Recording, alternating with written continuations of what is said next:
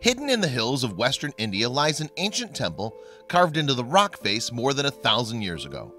Towering at more than 65 feet tall, it's a feat of engineering that remains remarkable to this day. But how did the builders create such a staggering work of art? The answer will blow you away.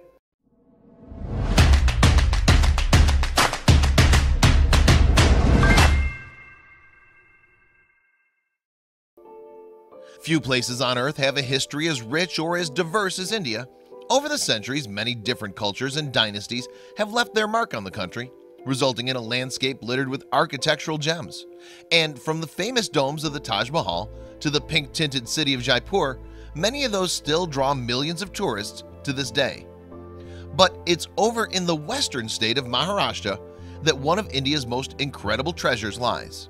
Set in the Sharanandri Hills some 18 miles outside the city of Aurangabad, Aloria, is home to a sprawling network of cave temples, one of the most extensive of its kind in the whole world.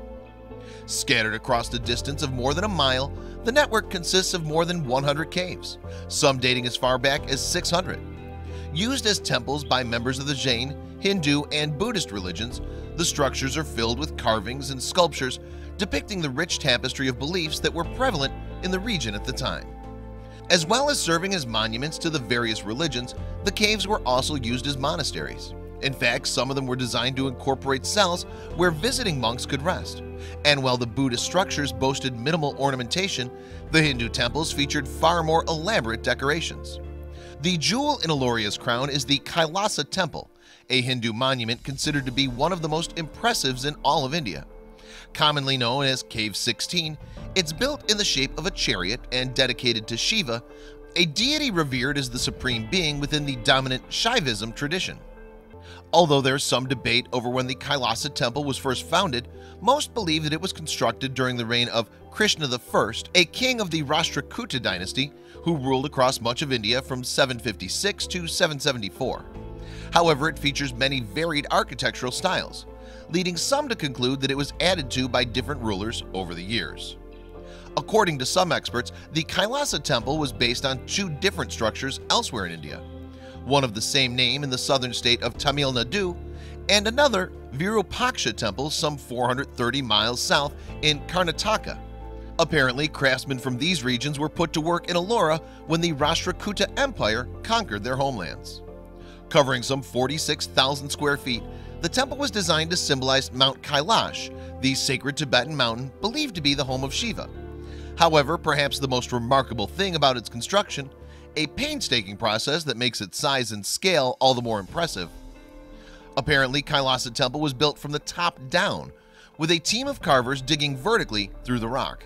According to experts, it was the only way that the master architect could achieve the desired effect. Moreover, the structure was carved from a single piece of rock, making it the largest monolithic excavation ever created. First, workers chipped away at the rock surrounding the temple. Eventually, they excavated some 200,000 tons to create a series of 3 trenches, and from there they carved out the main structure, a process that, even according to the most conservative estimates, must have taken at least 5.5 years. According to the Indian historian M.K. Davalikar, an old legend from the Marathi people talks of the Kailasa Temple and why it was built. Apparently, there was once a king who was suffering from a terrible disease, and when his wife prayed for a cure, she promised Shiva that she would build a temple in return. But that wasn't all the queen promised. According to the story, she also swore that she would observe a fast until she'd seen the top of this temple constructed. Miraculously, the king was cured and he soon set about delivering on his wife's promise. However, his architects predicted that the task would take many weeks, far too long for the queen to go without food. Luckily, one architect came up with a cunning plan. By starting at the top of the temple first, he was able to present it to the queen in just 1 week. Having met the conditions of her promise, she ceased her fast. And even though the story had likely been embellished over the years, Davalikar maintains there's real evidence linking it to Kailasa Temple. Inside the temple is a veritable treasure trove of artistic and architectural wonders. When visitors first arrive, they're greeted by depictions of Vaishnavites and Shaivites, followers of the deities Vishnu and Shiva, carved in detail on either side of the entrance. Meanwhile, a series of vast stone columns flank the interior courtyard, while a towering spire in the shape of Mount Kailash dominates the scene. At the edges of the courtyard sits a 3-story arcade consisting of a vast array of sculptures and intricately detailed panels. At one point in time, a series of stone bridges would have spanned the space far above the ground, connecting the structure to other buildings. However, these have long since collapsed. At the heart of the courtyard sits a shrine to Shiva, which in turn is decorated with more elaborate motifs. In fact, it's one of 5 similar structures scattered throughout the temple complex, 3 of which are dedicated to the goddess of great Indian rivers, Saraswati, Ganga, and Yamuna. Among the motifs carved in intricate detail through the Kailasa temple are depictions of elephants and other members of the animal kingdom, as well as various erotic and mythological figures. However, perhaps the most remarkable of all works is the sculpture featuring the demon Ravana, which some regard as one of the best examples of traditional art in the entire country. In the sculpture, Shiva can be seen sitting at the summit of Mount Kailash, while Ravana attempts to lift it from beneath him. According to legend, the deity scuppered the demon's plans by trapping him under the mountain for 1,000 years before Ravana finally managed to persuade Shiva to set him free. Amazingly, all these details remain, more than a millennium after they were first carved into the basalt of the Shirandri Hills. Today, the caves are a UNESCO World Heritage Site, protected for many generations to come.